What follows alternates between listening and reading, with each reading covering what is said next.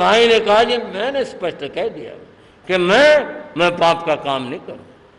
रही बात बच्चे की, अपना पुण्य होगा, इसकी आयु होगी, ठीक हो जाएगा।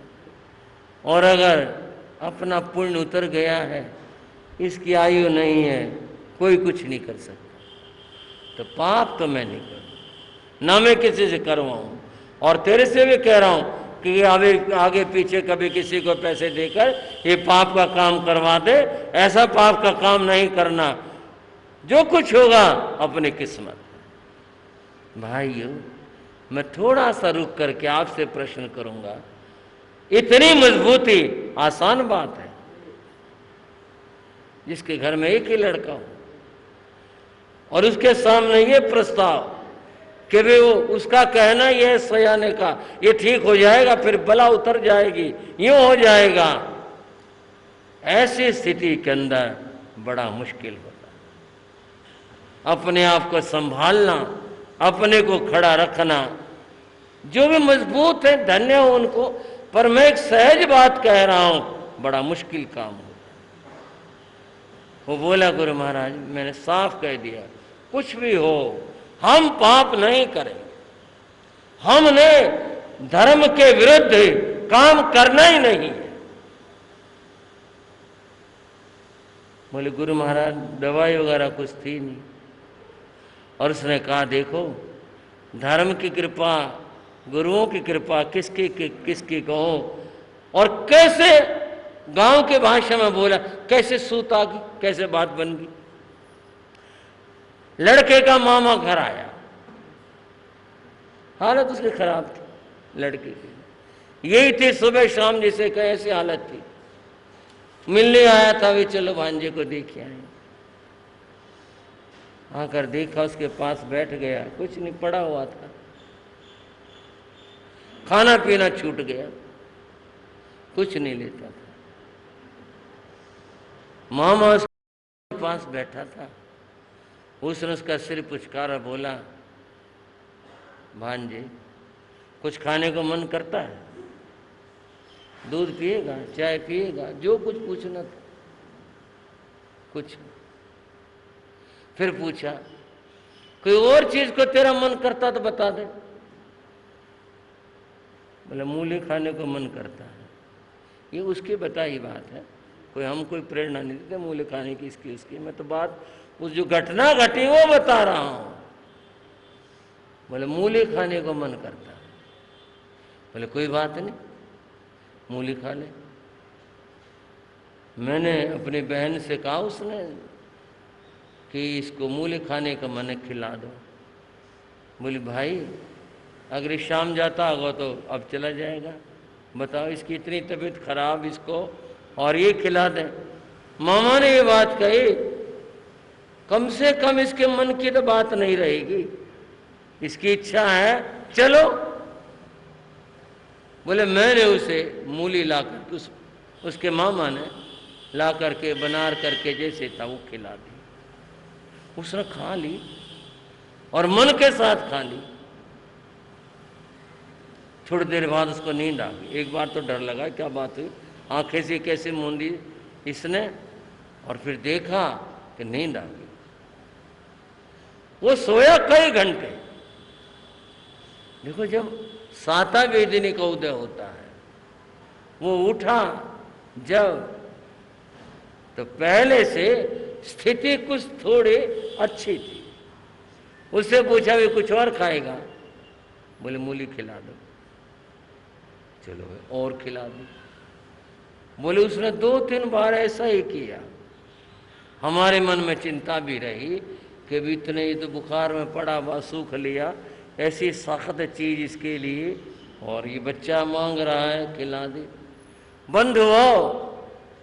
दूसरे दिन उसकी तबीयत में सुधार नहीं आ गया। अब ये कोई इलाज नहीं हुआ, ये तो निमित्त बना। भाई जो भी बन जाए, जिसका निमित्त, किसका क्या निमित्त बन जाए, ये तो अपने कर्म के उदय के बाद, साता बीतने के बाद बन गई। 2-4 दिनों में बच्चा ठीक ना हो गया।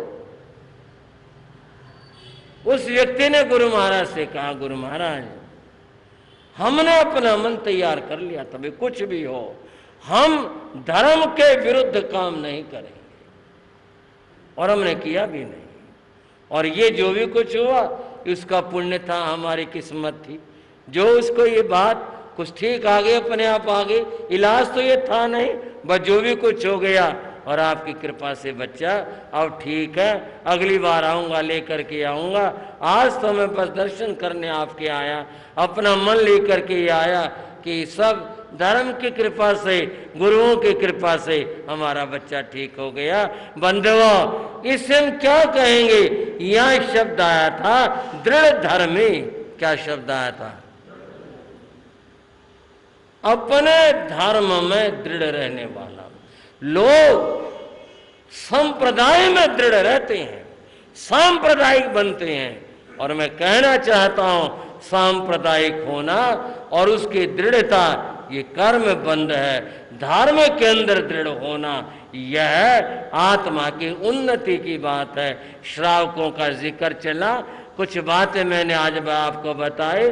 तुंगिका नगरी के श्रावकों के प्रसंग में श्रावकों के यहाँ गुण बताए गए, उनके जीवन के ऐसे ऐसे गुण थे।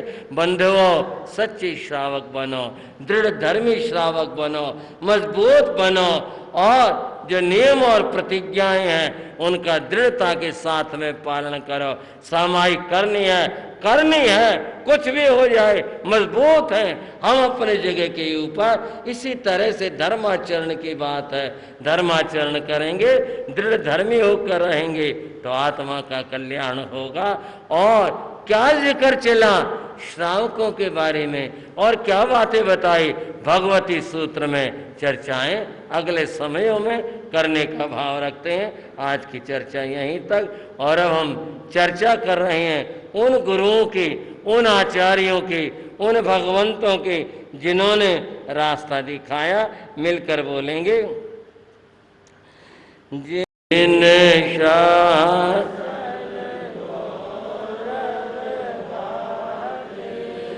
निज जीवन सफल बनाते हैं, निज जीवन सफल बनाते हैं। जिन शासन गौरव गाते हैं, जिन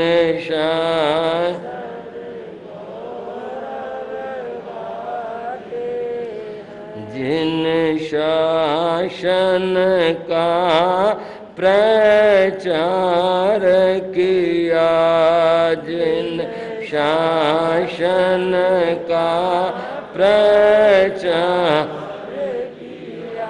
दिग दिगंत जिन प्रसार किया, दिग दिगंत जिन प्रसार किया।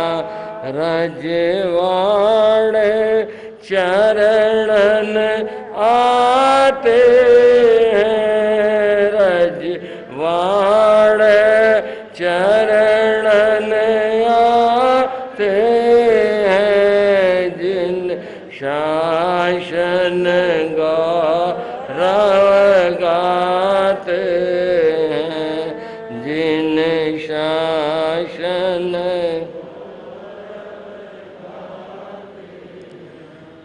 भगवान महावीर के बाद प्रथमाचार्य सुधर्म स्वामी ने जिन शासन का महान प्रचार किया, मैं प्रेरणा दूंगा आप श्रावक श्राविकाओं को, आप इस इतिहास को पढ़ो, जिससे पता चले उस जमाने के क्या हालात थे और जैन धर्म के संतों ने, आचार्यों ने उस जमाने में क्या क्या कार्य किए। सुधर्म स्वामी ने दृष्टिवाद, जो महान महान ज्ञान का समुद्र है, उसकी रचना शब्द तो नहीं कह सकते, अभिव्यक्ति कहेंगे। यानी इतना उनका ज्ञान था, इतना ज्ञान था, वो उन्होंने प्रस्तुत किया था। जितने हमारे शास्त्र हैं आचारांगा से लेकर के, उन सब की वाचना, प्रथम वाचना इन्होंने ही दी थी, अपने शिष्यों को दी थी। और यूं धर्म प्रचार करते हुए व्यवहारगिरी पर्वत के ऊपर 1 मास का संलेखना संथारा करके देह के कारा को तोड़ करके ये परम लक्ष्य मोक्ष में गए। लेकिन इसके साथ और जो कड़ी जुड़ी हैं वो जाननी जरूरी हैं, इसलिए उनकी चर्चा करते हैं। जम्बो स्वामी जग में नामे, बोलो वो स्वामी जग, जिन ज्योति पुंज पद वंदा में, जिन ज्योति पुंज वंदा में, नित उठ गुण गान कराते हैं, नित उठ गुण गान कराते हैं, जिन शासन गौरव गाते हैं, जिन शासन।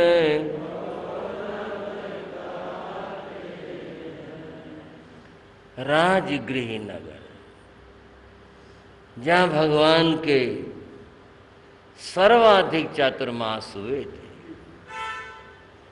जहाँ का राजा पहले सैनिक था, बाद में राज परंपरा बदली थी। राजगृह नगर में सुधर्म स्वामी का मंगलमय पदार्पण हुआ था।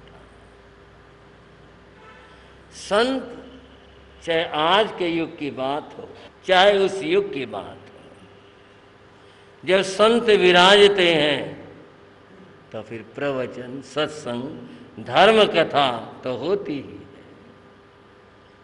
सुधर्म स्वामी धर्म कथा कर रहे थे और बड़ी संख्या में लोग बैठे हुए धर्म कथा श्रवण कर रहे थे। धर्म कथा जहां हो रही थी उससे कुछ दूरी पर राजमार्ग था, लोग आते जाते थे। सहज यह कल्पना कर सकते हो, यहाँ बैठे हैं तो सड़क है और दूर इधर तो लोग आते जाते हैं। राजमार्ग से एक युवक गुजर रहा था,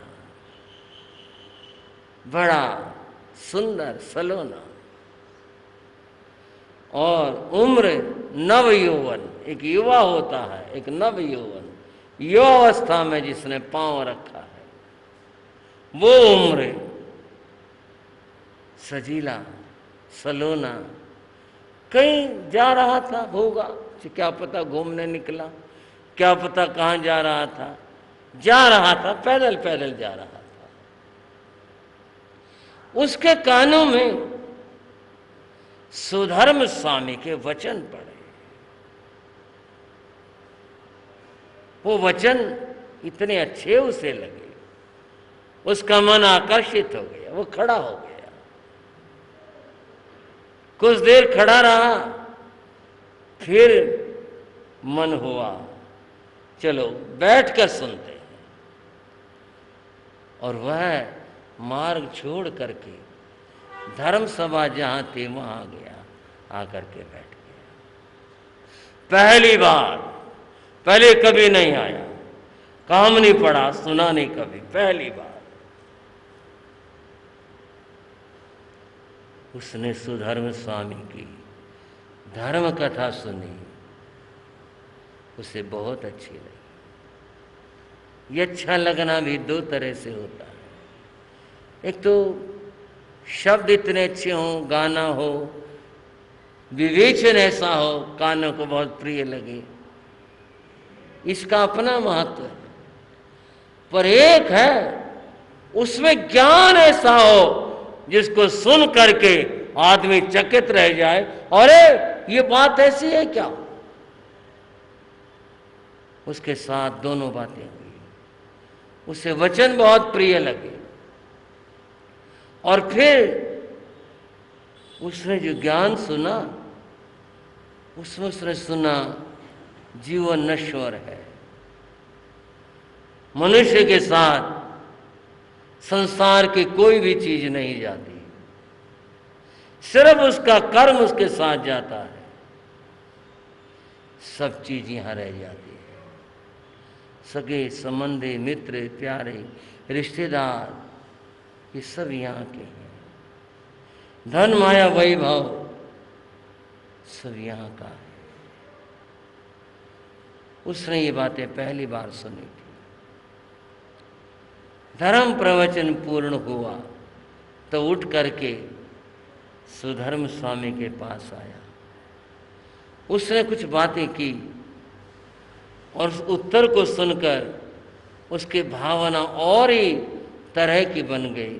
वो बोला, मैं आपको अपना गुरु मानता हूँ, गुरुदेव मैं आपके चरणों में आना चाहता हूँ, मैं तो साधु बनना चाहता हूँ। मैंने कभी ऐसी बात सुनी नहीं थी। कोई आकर्षण, लालच कुछ नहीं। अच्छा भाई, बड़ी अच्छी बात है, तो फिर यहाँ रह जा, तो आ जा, कुछ नहीं, जैसी तुम्हारी इच्छा हो भाई, विचार कर लेना, सोच लेना। ये कोई भावुकता नहीं है, ये बहुत कठिन मार्ग है।